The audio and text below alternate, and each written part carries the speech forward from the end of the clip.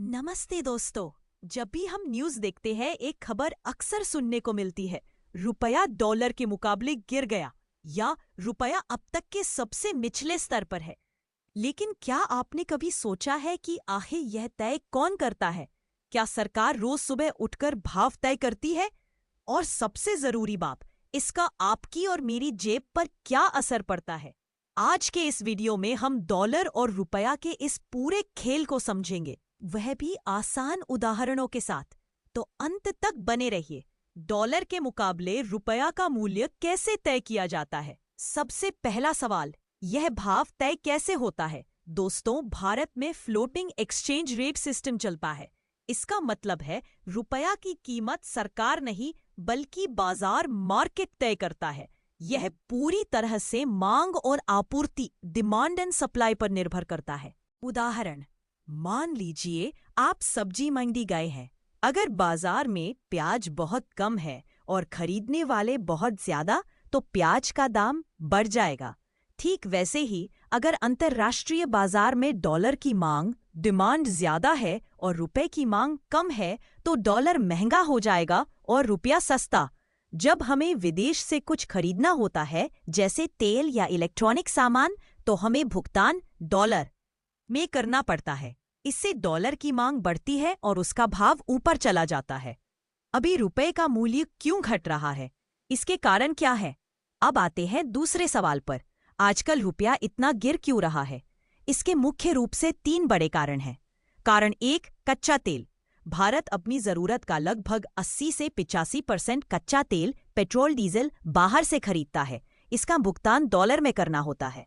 जब तेल महंगा होता है तो हमें ज्यादा डॉलर खरीदने पड़ते हैं, जिससे रुपए पर दबाव पड़ता है।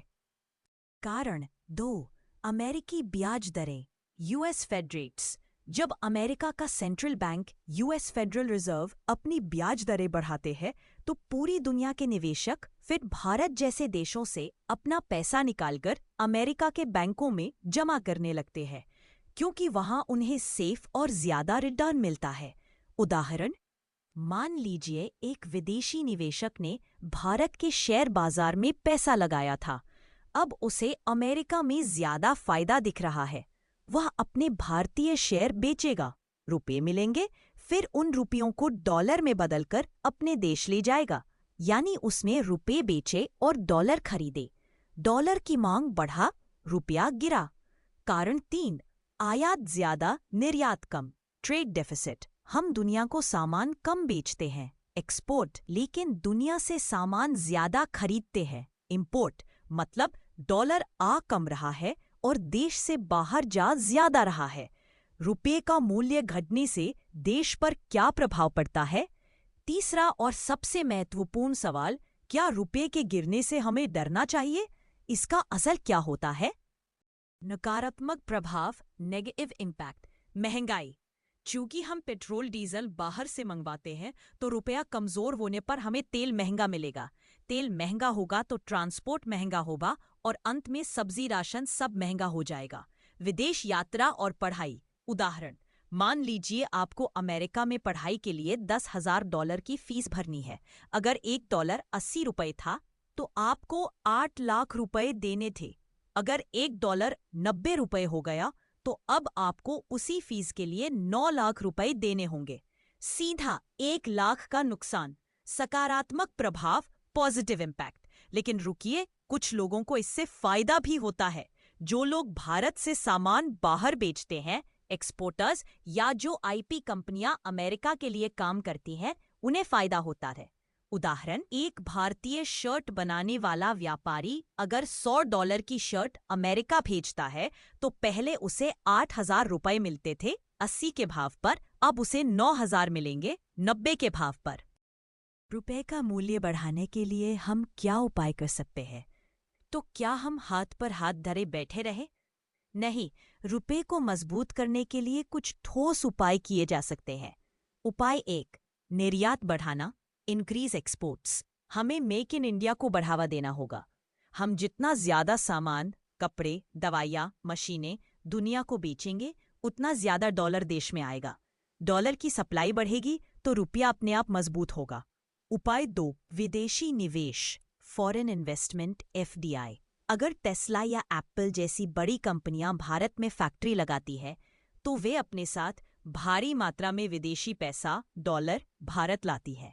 इससे हमारा विदेशी मुद्रा भंडार फॉरेक्स रिजर्व बढ़ता है। उपाय 3, RBI का हस्तक्षेप, RBI इंटरवेंशन। जब रुपया बहुत तेजी से गिरता है तो हमारा रिजर्व बैंक RBI अपने पास जमा किए हुए डॉलर्स को बाजार में बेचना शुरू कर देता है ताकि डॉलर की कमी पूरी हो सके और रुपये की गिरावट रुक जाए। क्या गलती सिर्फ रुपए की है? एक बहुत ही इंटरेस्टिंग सवाल यह है कि क्या सिर्फ भारत का रुपया कमजोर हो रहा है? क्या हम कुछ गलत कर रहे हैं? हैरानी की बात यह है कि नहीं, गलती रुपए की नहीं बल्कि डॉलर की ताकत की है। उदाहरण द जिम एनालॉजी। इसे एक जिम के उदाहरण से समझते हैं। मान लीजिए जिम में 5 लोग हैं, रुपये, यूरो, येन, पाउंड और डॉलर। अगर डॉलर अचानक स्टेरॉइड लेकर बहुत तगड़ी बॉडी बना ले तो उसके सामने बाकी चारों कमजोर दिखेंगे, भले ही वे अपनी जगह ठीक हो। आज यही हो रहा है। अमेरिका की इकोनॉमी बहुत मजबूत हो रही है, इसलिए डॉलर सिर्फ रुपए के मुकाबले नहीं बल्कि यूरोप के यूरो और जापान के येन के मुकाबले भी महंगा हो रहा है। कई बार रुपया गिरता नहीं है बल्कि डॉलर इतना मजबूत हो जाता है कि रुपया बौना लगने लगता है। क्या हम डॉलर के बिना व्यापार कर सकते हैं? इंटरनेशनल ट्रेड इन रूपी। अब आप सोच रहे होंगे कि भाई हम इस डॉलर के चक्कर में पड़ते ही क्यों हैं? हम सीधे रुपये में लेन देन क्यों नहीं करते? यही तो भारत अब कर रहा है। इसे कहते हैं इंटरनेशनल ट्रेड सेटलमेंट इन रूपी। उदाहरण, पहले अगर हमें रूस से तेल खरीदना होता था तो हमें अमेरिका से डॉलर खरीदने पड़ते थे और फिर रूस को देने पड़ते थे। इसमें अमेरिका का फायदा होता था। लेकिन अब भारत रूस और UAE जैसे देशों से बात कर रहा है कि हम तुम्हें रुपये देंगे, तुम हमें अपना सामान दो। फायदा, अगर हम अपनी करेंसी में व्यापार करेंगे तो डॉलर की मांग कम हो जाएगी, और जैसा कि मैंने पहले बताया, मांग कम होगी तो डॉलर का भाव नीचे आएगा और रुपया बाहुबली बन जाएगा। तो दोस्तों, निष्कर्ष यह है कि रुपए का गिरना हमेशा बुरा नहीं होता, लेकिन अगर यह बहुत तेजी से गिरे तो यह हमारी अर्थव्यवस्था और जेब दोनों के लिए चिंता की बात है। एक मजबूत देश बनने के लिए हमें आयात इंपोर्ट कम और निर्यात एक्सपोर्ट ज्यादा करने की आदत डालनी होगी। उम्मीद है आपको रुपए और डॉलर का यह गणित समझ आ गया होगा। अगर आपके मन में इससे जुड़ा कोई और सवाल है तो कमेंट में पूछें। वीडियो अच्छा लगा तो लाइक करें और जीवन रंगमंच चैनल को सब्सक्राइब करना न भूलें। मिलते हैं अगले वीडियो में।